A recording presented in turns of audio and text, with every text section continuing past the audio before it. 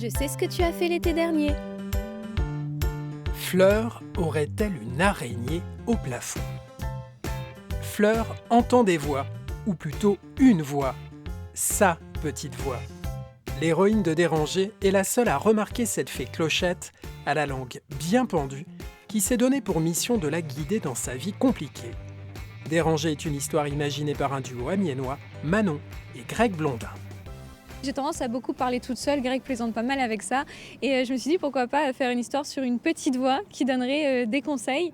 Et je suis partie là-dessus, j'ai commencé à écrire cette histoire-là et ça a plu à Greg. Et du coup, on a proposé le dossier à plusieurs éditeurs. Le concept a séduit Bambou, l'éditeur des Profs et des Sisters. Manon avait envoyé son projet un 31 juillet. Pas de vacances pour les bonnes idées, le patron la rappela le lendemain. Le fait que ce soit du jour au lendemain que le dossier soit accepté, moi j'en revenais pas. Franchement, j'étais choqué. C'était déjà le début d'une belle aventure. Une belle aventure comptant déjà 3 tomes.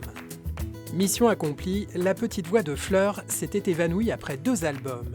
Mia avait pris la suite, secondée par un alter ego surgi de son enfance. Le 4e opus est déjà bien avancé. Pour une fois, je sais plus ce qu'elle dit.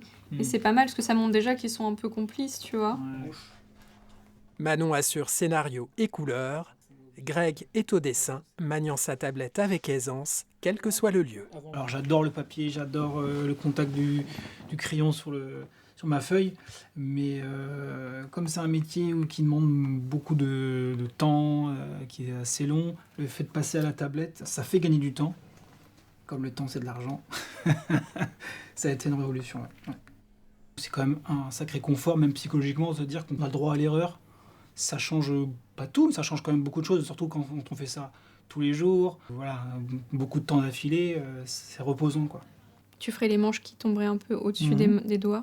Pourquoi pas vraiment un truc un peu exagéré, quoi, qui tombe vraiment beaucoup. Oui, voilà, exagéré, mais c'est juste que quand on doit voir ses mains... Ouais. Bah, on triche. Et quand elle lève les mains comme ça, par exemple, les manches, elles pourraient retomber légèrement, mais Vas-y, de toute façon, un peu évasées. J'ai l'impression que mes scénarios mûrissent en même temps que moi, je mûris, parce que je vis de plus en plus d'expériences, je lis plus de livres, etc. Et du coup, forcément, j'ai plus de choses à dire d'une certaine manière. La saga Déranger a mené Manon et Greg sur les routes. Ils avaient pris les commandes d'un van et sillonné la France des festivals. Revenus au bercail, leur créativité ne s'est pas tarie. Duo de cœur et de papier, épanoui. Moi, depuis tout petit, j'ai toujours tenu un stylo dans les mains, dessiné, griffonné, recopié les dessins des dessinateurs que j'admirais. Et ça a été un rêve depuis tout petit, et de pouvoir le concrétiser, le réaliser, et que mes journées soient faites de dessin, je ne pouvais pas demander mieux. Ouais. C'est un métier créatif.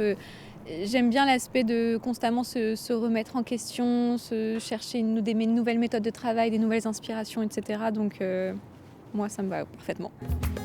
Et le public suit. 40 000 exemplaires vendus depuis le début de l'histoire. Déranger, une idée futée.